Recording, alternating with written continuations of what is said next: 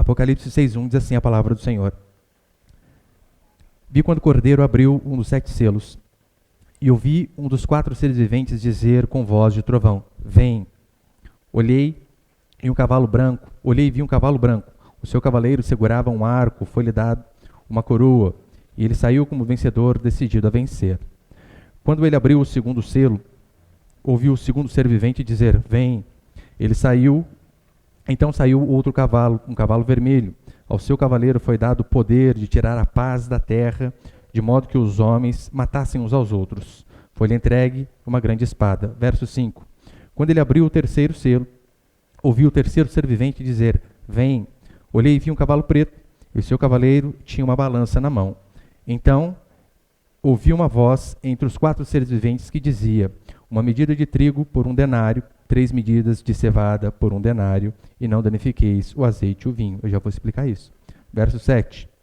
Quando ele abriu o 4º selo, ouvi a voz do 4º ser vivente dizer: Vem. Vi então um cavalo amarelo, e o seu cavalo chamava-se Morte, e o inferno o acompanhava. Foi-lhe dada autoridade sobre a 4ª parte da terra, para matar a espada, pela fome, pela praga e pelos animais selvagens da terra. Até aí, tá bom, irmãos? O bom de se pregar de forma expositiva, como nós temos o hábito, que não fomos nós que inventamos, claro, apenas copiamos que homens de Deus fizeram no passado, é porque daí nós passamos por toda a Escritura, sem pular algumas partes.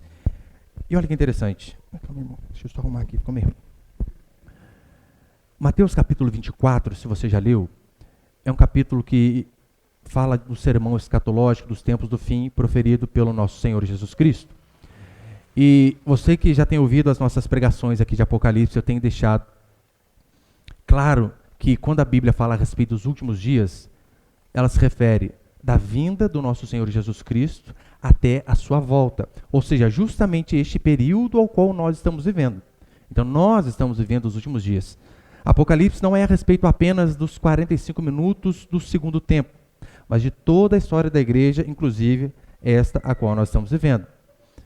Na última semana que eu falei sobre o capítulo 5, sobre o livro selado, que ninguém era digno de abrir, a não ser o Cordeiro. E Apocalipse significa revelação.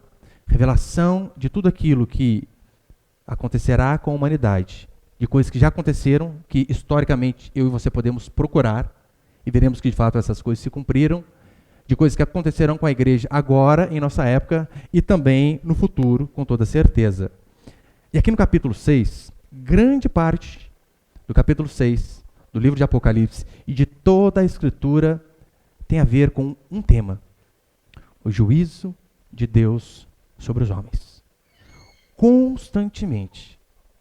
Eu queria entender como alguns pregadores fazem o malabarismo de se pregar sobre tanta coisa, semana após semana, e não falar sobre o pecado, sobre o juízo, sobre que Deus um dia julgará a todos.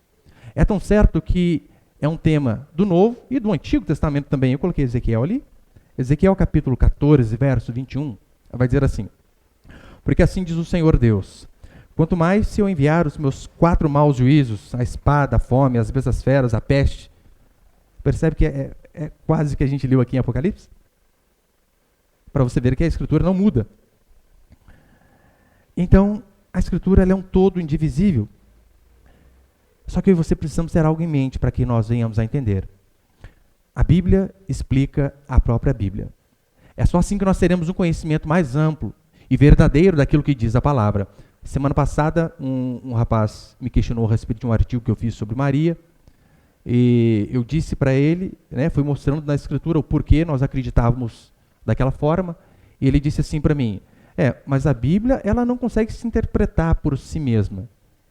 Eu disse: como não? A partir do momento que nós falamos que a Bíblia não é autossuficiente, nós estamos dando margens para interpretações diversas, minha, sua e de qualquer um. E aí jaz as heresias. Se eu e você repararmos, a Escritura, ela varia o tempo,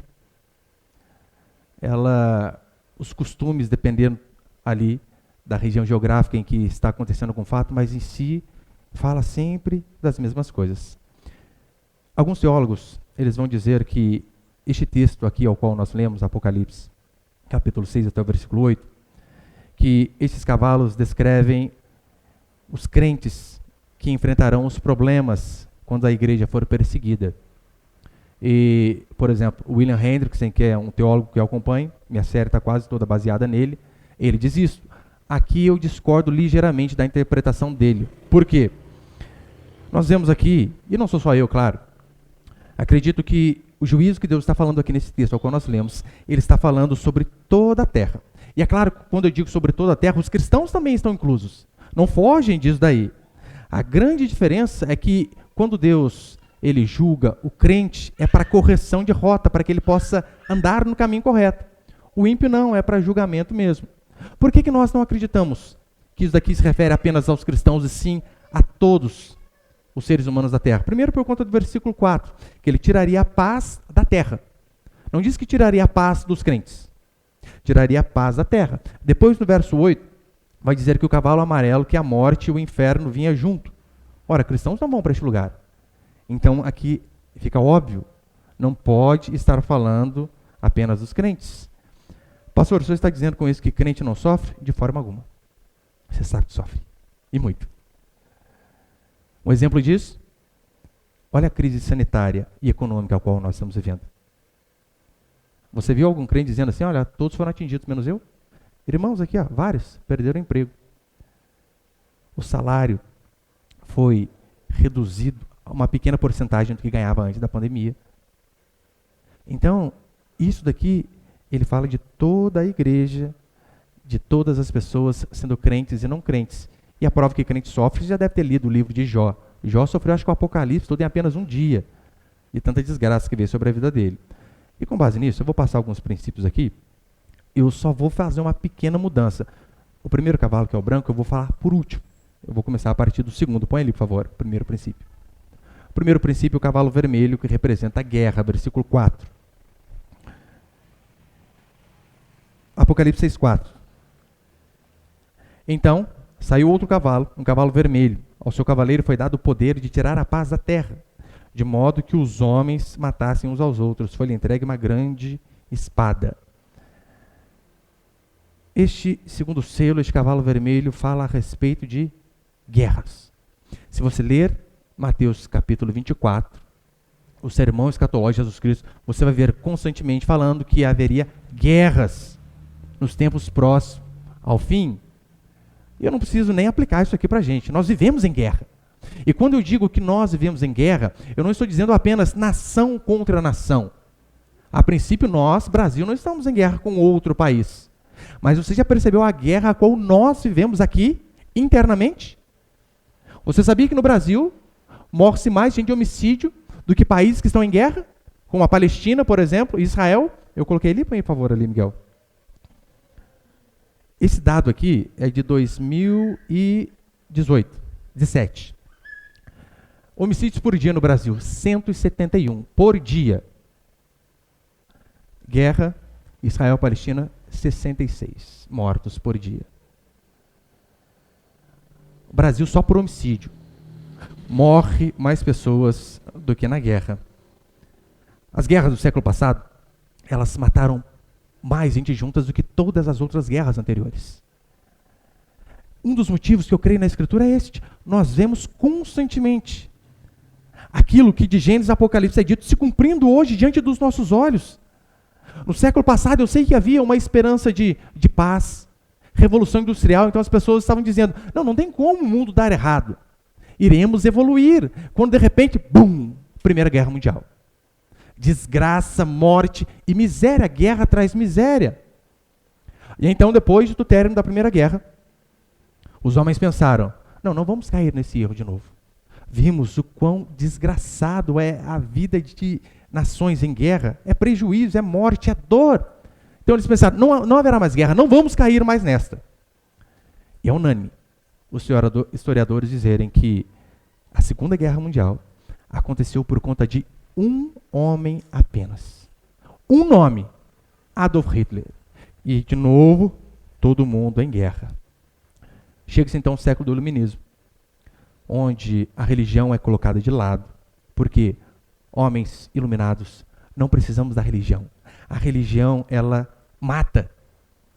Nós temos a razão como Senhor agora. Nós conseguimos pensar sem a igreja, sem a religião. Então eles diziam, a religião mata, vamos viver com base na nossa razão. E justamente o ateísmo, que é fruto desses movimentos, porque todo movimento socialista e comunista, ele é ateu, matou mais de 100 milhões de pessoas. Regimes comunistas e socialistas mataram mais de 100 milhões de pessoas. E quando eu digo mataram, eu não estou dizendo apenas com um fuzil ali no paredão. A maioria, através da miséria e da fome. É só você fazer uma forcinha e dar uma pesquisada. Então, nós vemos que aquilo que Apocalipse diz, é exatamente o que nós vivemos hoje, o que o mundo viveu no século passado, o que viveu no século XV, que viveu na época de João, e assim também acontecerá até o fim. O segundo, põe ele, por favor. O terceiro selo fala sobre o cavalo preto, versículos 5 e 6. Acompanha comigo, por favor. Vou tentar ser bem curto hoje, tá, irmãos? Versículo 5. Quando ele abriu o terceiro selo, ouvi o terceiro ser vivente dizer, vem. Olhei e vi um cavalo preto. O seu cavaleiro tinha uma balança na mão. Então ouvi uma voz entre os 4 seres viventes que dizia, uma medida de trigo por 1 denário, 3 medidas de cevada por 1 denário, e não danifiqueis o azeite e o vinho. Qual que é a ideia básica aqui, ainda que você não saiba nada desses números? A ideia básica aqui é pesar comida. Essa é a ideia básica do texto. Comer pão por peso e com dificuldade. É exatamente isso que o texto está dizendo. É aquela ideia, né, de, olha, eu quero 200 gramas de pão francês. Eu quero 200 gramas de trigo, 300 gramas de farinha. Essa é a ideia. Medida de trigo por 1 denário. Fala a respeito de preço inflado. Preço inflado. Só para você entender. 1 denário, ele é o equivalente a 1 dia de trabalho, 1 dia de serviço de um trabalhador comum. Se fosse hoje no Brasil, 1 denário seria equivalente aos R$ 1.100 do salário mínimo, dividido por 22 dias úteis, o que dá R$ 50 por dia quem ganha o salário mínimo. O que Apocalipse está dizendo é que o trabalhador ele teria que trabalhar um dia inteiro para comprar poucas gramas de farinha. Exatamente isso que o texto diz. Você percebeu como que a alta dos preços faz com que nós venhamos a ver Apocalipse se cumprindo exatamente hoje, em 2021? Repare na questão de governos malignos que por conta de não saberem administrar as coisas, o que eles fazem? Administram mal e, consequentemente, a inflação. A inflação é quando incha o preço das coisas e nós perdemos o poder de compra. É o que diz Apocalipse. Vai trabalhar muito e não vai poder comprar quase nada. Vá hoje com R$500 ao supermercado e encha o carrinho até o mês, se conseguir. Exatamente isso aqui que nós vemos. Repare, eu acho que eu não coloquei os números ali, mas a inflação em 2017 foi 2,95%. O que é inflação? É o quanto os preços aumentam. Tanto é que alguns serviços, eles acertam o dissídio com seus trabalhadores. Dissídio é o acompanhamento do salário. Então, se a inflação foi 2,95%, você teve um aumento, entre aspas, de 3%, você não teve aumento algum. O que aconteceu é que o seu salário ele foi apenas reajustado para que o seu poder de compra permanecesse o mesmo. Não é aumento. É muito diferente, né? Acho que a irmã Camila está falando para mim que no serviço dela, acho que é 5% ao ano que eles dão de dissídio. Então, se a inflação é 4%, 1% de aumento. Se a inflação é 7%, ela perdeu 2% do valor de compra. A inflação do ano passado, de 2019, foi 4,5%. Já aumentou mais. Se você aqui é da década de 80 e 90, quem aqui lembra do plano Collor 80 e 90? Você lembra? Os mais idosos aí, né? Tá com vergonha de levantar a mão, né? O apogeu, existe a inflação e existe também a hiperinflação. Hiperinflação é quando a inflação ela passa dos 50%. Daí passa a ser hiperinflação. Em 1990, o governo Collor, a inflação chegou a ser 80%. A maior inflação que o Brasil já teve. Talvez você já ouviu dos seus pais, né? Olha, o preço de manhã do arroz era X, à tarde era outro preço. Isso por conta do quê? Por conta da inflação. Só que daí muitos, eles têm a ideia brilhante que talvez você já teve. Você nunca pensou assim? Calma aí, gente.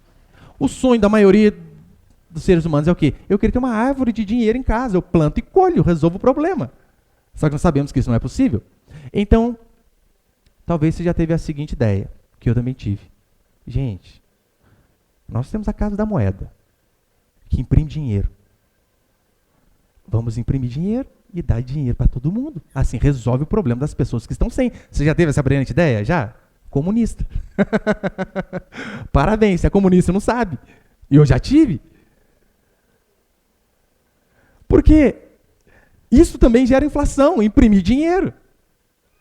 Se você vende ovo lá, 30 ovos, R$10. Não está 10 mais, né? Não está? Está uns 15 contos já, eu acho, né? A parte de casa está 14, 15. 15? Por aí, né? Daí tá lá, você vende ovo. 30 ovos, R$10. Só que daí você descobre que, olha, o governo imprimiu dinheiro de montão e deu o dobro de dinheiro para o povo. Ou seja, o povo tem poder aquisitivo em suas mãos. Se você vender pelos mesmos R$10 que você vendia a bandeja, você vai vender rapidinho. Ah, pastor, mas é este o meu objetivo. Só que você vai vender rapidinho e você vai ficar com pouco dinheiro. Por quê? Porque as pessoas têm mais e você vai ficar com menos. Você que não é burro nem nada, o que você vai fazer? Vou aumentar. Não, se o governo deu o dobro de dinheiro para as pessoas, a bandeja que era 10, vou vender por 20. Isso é inflação. Não funciona. É a desvalorização da moeda. Você acha que isso não é o juízo de Deus sobre o povo? Nossos vizinhos venezuelanos. 2019, sabe de quantos foi a inflação na Venezuela? 10.000%. 10.000%. Recentemente, foi 2020, os venezuelanos tiveram um aumento no salário mínimo de 95%. Você pode pensar, pastor, isso é a glória. Quase dobrar o salário. 95% de aumento. Agora, com esses 95% de aumento, que traduzindo para reais, eu acho que eu coloquei ali, tem ali, né? Que traduzindo para reais dá R$133 mensais, com um aumento de 95%. Se eles batalharem muito, eles conseguem comprar 1 quilo de carne no mês. Vai faltar um pouquinho ainda, mas consegue. Você consegue ver por que não tem mais cachorro e gato na Venezuela? Deu para entender agora, né? Uma medida de trigo por 1 denário. Uma cesta básica, acho que ali não tem, né? Ali, ó. Seriam necessários 29 salários para comprar uma cesta básica. 29 salários. É por causa disso que eles estão comendo restos de comida, saqueando supermercados que já não tem quase nada. É por esse motivo que eu acredito na Escritura. Porque, como já disse Hernando Dias Lopes, a Escritura ela é mais atual que o jornal de amanhã. Então eu vou para a Escritura e eu comparo com aquilo que eu vejo no jornal, com aquilo que eu vejo acontecendo ao meu redor. Eu penso, isso aqui só pode ser de Deus, não tem como não ser. Não tem como. Não só isso que gera desvalorização da moeda, guerras geram desvalorização. Por quê? Porque quando há guerra, a produtividade ela vai para a guerra e deixa de se produzir no país. Quer um outro exemplo de dificuldade econômica? Dessa dificuldade aqui que apresenta este cavaleiro? Aumento de impostos. Quanto mais impostos são cobrados, menos poder de compra o povo tem. Daí está lá o crente dizendo, não, se você é crente não vai chegar mal nenhum à sua tenda. Ainda cita o Salmo 91 de forma distorcida. Eu pergunto para você, você está pagando 5 no litro de gasolina igual eu também ou não? Ou para você que é crente tem desconto? Não tem. E você sabia que 47% apenas é o valor, 47% do valor que nós pagamos é o valor real do combustível? Os outros 53%, impostos federais, estaduais e, é claro, aquela margem de lucro ali do dono do posto. Resumindo, a gasolina, o preço dela seria mais ou menos R$ 2,40. Nós estamos pagando 5,10. Isso é a prova do juízo de Deus sobre os seres humanos. Juízo de Deus. Terceiro, cavalo amarelo. Você pode acompanhar comigo, versículo 7 e 8. Quando ele abriu o quarto selo, ouvi a voz do quarto ser vivente dizer: vem! Vi então um cavalo amarelo, e o seu cavaleiro chamava-se Morte, e o inferno o acompanhava. Foi-lhe dada autoridade sobre a quarta parte da terra, para matar a espada, pela fome, pela praga, pelos animais selvagens da terra. Quarto selo, cavalo amarelo, era o cavaleiro que trazia a morte. Repare na sequência. Guerra, guerra gera fome, fome gera morte. Essa é a sequência lógica aqui de Apocalipse. Não é este o retrato que nós vemos da humanidade? Exatamente. Assista ao jornal. A juízo de Deus sobre mim. Eu ia falar Jornal Nacional, passou a moto bem na hora. Não assista Jornal Nacional, não. Assista os Pingo nos Is. Melhor. O Jovem Pan. Você vai ver que é exatamente o relato daquilo que nós lemos aqui em Apocalipse. Aqui fala sobre doença, sobre pestes, sobre enfermidades. Olha só um pouquinho para trás. Peste negra ou a peste bubônica dizimou 1/3 da população europeia. Estima-se que quase 200 milhões de pessoas morreram por conta da peste negra. 200 milhões, eu estou falando do Brasil inteiro morrer. O Brasil tem um pouquinho mais, né? Basicamente isso. O Brasil inteiro morto por conta de uma peste. Já estava escrito aqui em Apocalipse. Ó, há muito tempo escrito. A gripe espanhola, 50 milhões de pessoas também foram mortas. Eu sei que a globalização é uma maravilha. Hoje você consegue pedir um negócio lá de São Paulo, Santa Catarina, e se você pedir, entrega full, 2 dias está na sua casa, se não for no dia seguinte. Isso por conta da globalização. Conseguimos? Aquilo que se levava meses atravessando oceanos de navio, hoje, em questão de horas, você consegue estar do outro lado do mundo. Pastor, isso é bom? É bom. Isso é ruim? Péssimo. Os dois. É ótimo porque estreita as distâncias. Só que, se você ler, por exemplo, né, tem uma trilogia do Laurentino Gomes que fala sobre a história do Brasil. Ele fala das doenças que traziam, né, os portugueses, os europeus, quando vinham para cá, doenças que levavam daqui para lá. Muitos morriam no meio ali da navegação, eram jogados no mar. Tanto é que Camões ele vai falar que o oceano foi o cemitério dos portugueses, de tantos corpos que ali foram enterrados. Submergidos, né, enterrados em terra. O mar não é. Verdade, eu não tinha pensado nisso. Então repare, a globalização é fantástica. Só que a enfermidade também que talvez estava lá na Ásia, em questão de horas, pode chegar até mim e você. Lembra?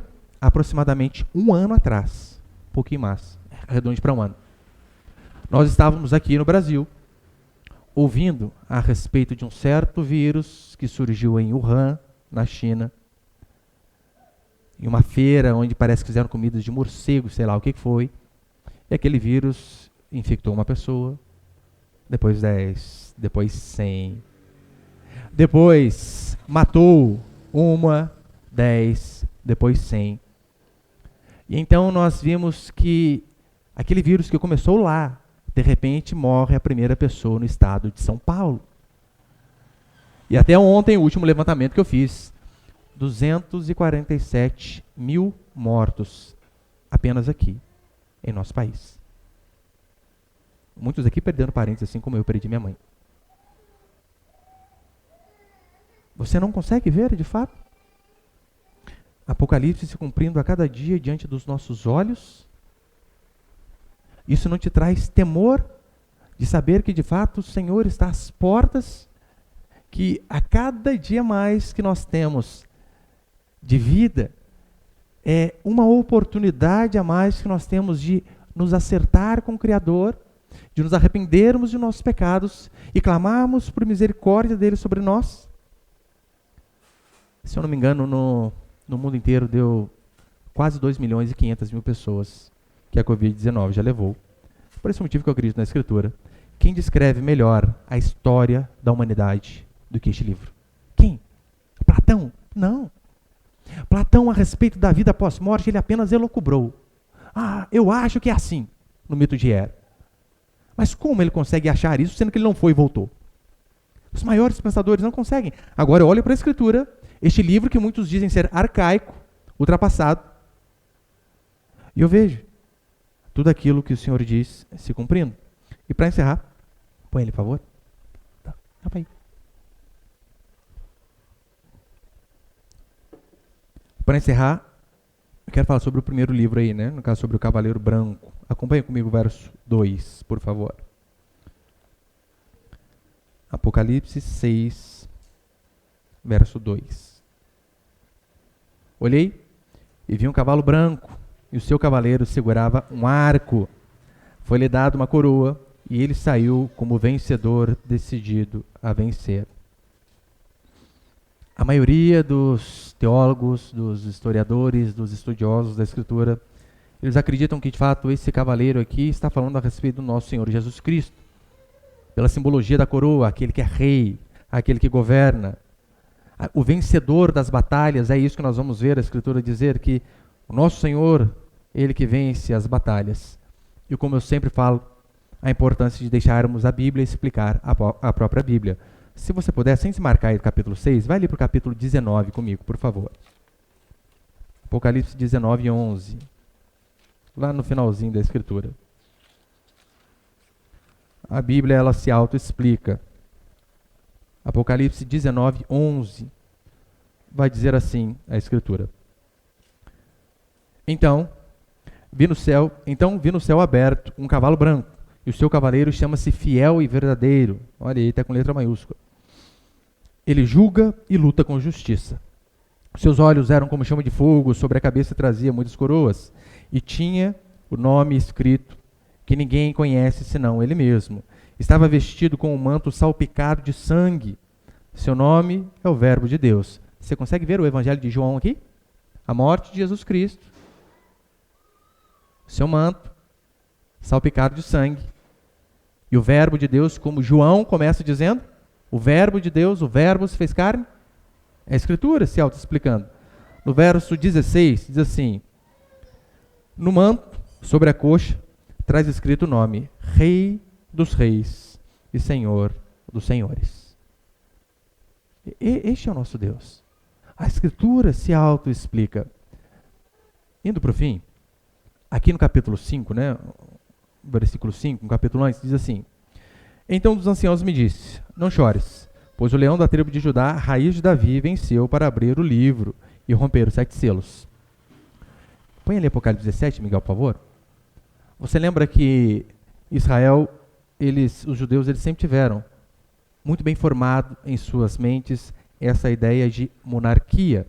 Apocalipse 17, 14. Combaterão contra o Cordeiro e os vencerá, pois é o Senhor dos senhores, Rei dos reis. Israel durante muito tempo teve rei. Os que estão com ele, os chamados eleitos e fiéis, também vencerão. Então, essa questão de monarquia é algo que sempre esteve na mente do povo de Deus.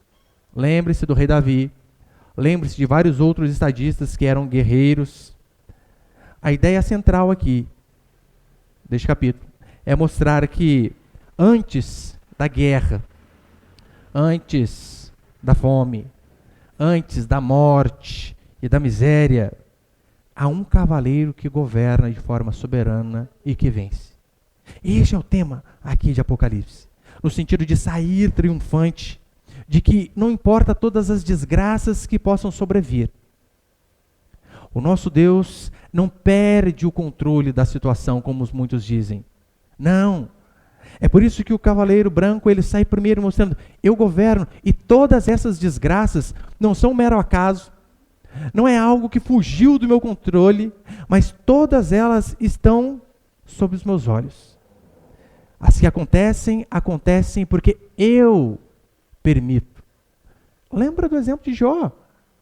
O diabo quer destruir a vida dele, e o que ele tem que fazer? Ele vai pedir autorização para Deus. Por quê? Porque nada acontece se o nosso Senhor não permitir. Perceba que quem está no alto e sublime trono aqui não é Zeus no Olimpo. Muito pelo contrário. É o nosso Senhor Jesus Cristo que governa de todas as formas e todas as coisas estão debaixo dos seus olhos. Por isso aí você devemos sempre lembrar que, ainda que nós, como servos do Senhor, ainda que nós venhamos a perder batalhas aqui neste mundo, e perderemos muitas. Já viu aquela expressão que as pessoas dizem? Olha, o fulano perdeu a luta contra o câncer. Fulano perdeu a batalha contra a Covid. Sim, perderemos. Muitas vezes, infelizmente. Só que ainda que nós venhamos a perder muitas batalhas aqui, a batalha final, o nosso Senhor já venceu, diz a palavra de Deus. E esta vitória é a vitória que Ele vai passar a nós. Para encerrar, Romanos capítulo 8, versículo 35, Paulo diz assim: quem nos separará do amor de Cristo? Tribulação, angústia, perseguição, fome, nudez, perigo, espada. Ele cita quase tudo aquilo que está em Apocalipse. E ele diz: quem pode nos separar do amor de Cristo? Como está escrito, por amor de ti fomos entregues à morte o dia todo, fomos considerados como ovelha para o matador. Mas ele termina no verso 37 dizendo assim: em todas essas coisas, porém, somos mais que vencedores por meio daquele que nos amou. E em todas essas coisas, quais coisas? Aí você vê uma deficiência terrível da questão ortográfica mesmo, de muitos. Em todas as coisas somos mais que vencedores, muitos bradam. E às vezes quando isso é dito nos púlpitos, o povo vai ao delírio, aleluia, glória a Deus. Mas calma aí, não é em todas as coisas somos mais que vencedores, é em todas essas coisas. E essas ali é um pronome demonstrativo se referindo ao termo anterior. Quais estas? Angústia, tribulação, fome, nudez, perigo, espada. Ainda que seja nestas situações, nós podemos ter a certeza de que, ainda que venhamos a perder batalhas aqui na terra, a batalha final, o final do filme, já foi escrito pelo nosso Senhor. A vitória, a Escritura diz que é do Cordeiro. E este Deus diz que essa vitória que Ele conquistou, não por nossa ajuda, apenas por seus méritos. Lembra que apenas Ele era digno de abrir o livro? Não tem nada a ver conosco. E essa vitória que Ele conquistou mediante os seus méritos e o seu sangue, é essa vitória que Ele vai passar ao seu povo, a mim e a você. Portanto, o máximo que pode acontecer comigo e com você é perdermos batalhas aqui, sermos feridos e mortos aqui. Jesus já nos avisou, né? Não temam a morte, não temos homens, porque sabe o máximo que os homens podem fazer para nós? É nos matar. Eu não sei se isso é pra gente sorrir ou pra chorar, né? Não temos homens. O máximo que eles podem fazer é matar vocês. Mas ele completa dizendo: temam a Deus, porque este, além de matar o corpo, tem o poder de lançar a alma no inferno. Mas aqueles que creem no Cavaleiro Branco, naquele que venceu a batalha final, esses não precisam temer, mesmo diante de todas as desgraças que se levantem diante de nós. Amém, meus irmãos?